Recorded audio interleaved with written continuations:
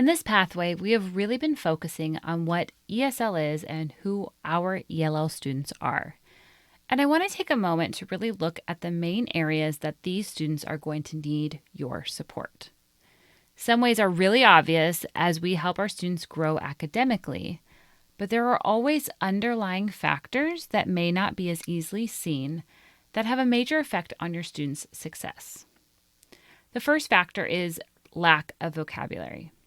This is a huge hurdle that newcomers have to overcome, regardless of how educated they are in their first language, because they very well may be advanced in their L1. Multilingual learners don't often have the vocabulary to express themselves in their L2. L2 means their new language that they're learning. This can often lead to frustration as students struggle to express themselves, or it might take them longer to produce their answers, their thoughts, their questions, all those things. Take for one moment and put yourself in that situation. You've been speaking one language for a long time, you're doing great at it, and all of a sudden you're plopped into a place where you do not know anything in that language. Think of how frustrating it could be. Think of how tiring it would be. So that is something to take into consideration of just their frustrations, as they might be able to easily output language in their native language, but having a lot of hindrances as they just don't have that vocabulary word bank in order to produce the words and express themselves as they want to.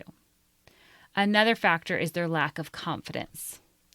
This can lead into feeling embarrassed or nervous about learning or trying to learn a new language. If you've ever tried to learn a new language, you know that feeling when you're speaking in front of a group of people or the teacher calls on you and you have to answer. There's so much fear and vulnerability and anxiety that happens when someone is learning a new language. I took 10 years of Spanish and barely ever spoke it. And then when I went and did a study abroad over in Spain for a month, I had to start speaking it. And there was so much I had to overcome to get over it and just realize no one's going to laugh at me. People are going to help and they're gracious and kind, but it takes a lot. I was already in college by that time.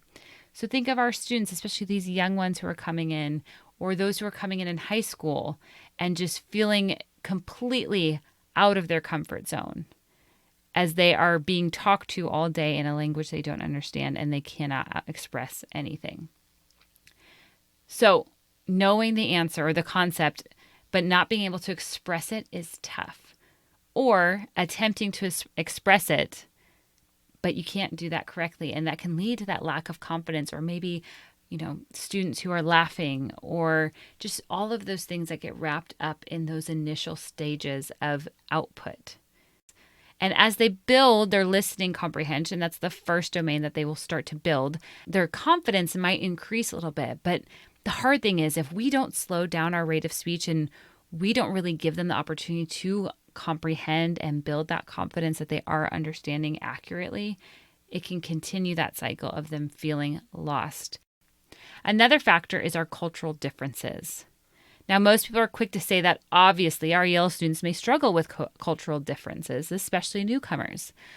But these cultural differences go far beyond what holidays they celebrate or what types of food they eat at home.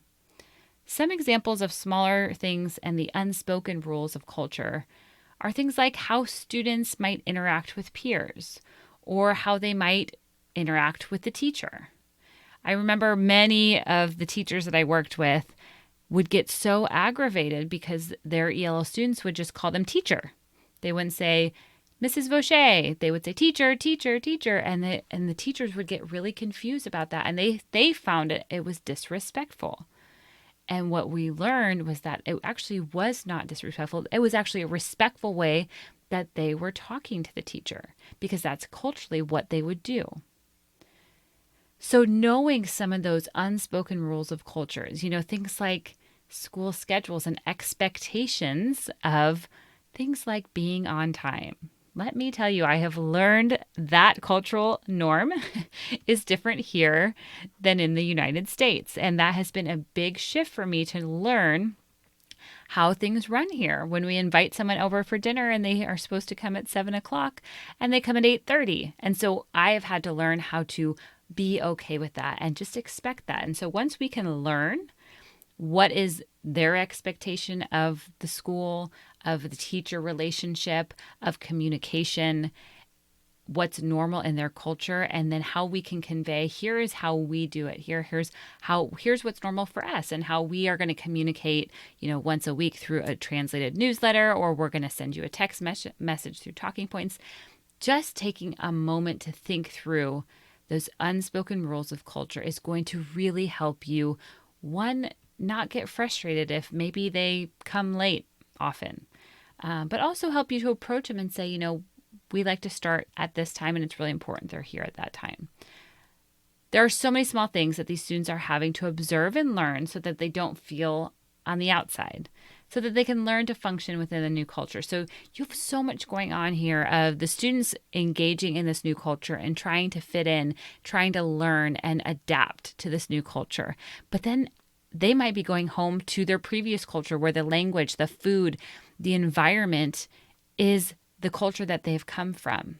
And that's wonderful. We want that to happen. But just think of those students as they are really living in two worlds and trying to make sense of these two different worlds and how do they connect. I think the more that we, as their teachers, can help them make those connections and help them bring a bridge between those connections, the better it is for our students.